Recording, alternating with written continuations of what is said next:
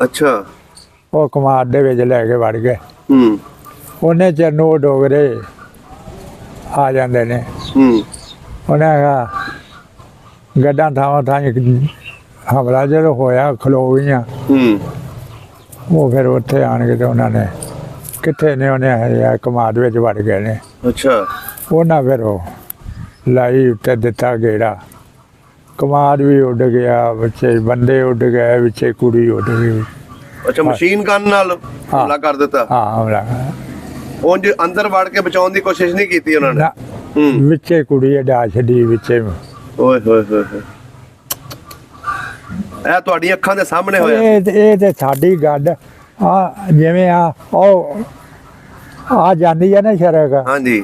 ਤੇ ਇੱਥੇ ਸਾਡੀ ਗੱਡ ਦੇ ਸਾਹਮਣੇ ਹਮਲਾ ਹੋਇਆ। ਓਏ ਹੋਏ ਹੋਏ, ਫਿਰ ਉਹ ਕੁੜੀ ਦੀ ਲਾਸ਼ ਕੱਢੀ ਉਹਨਾਂ ਨੇ।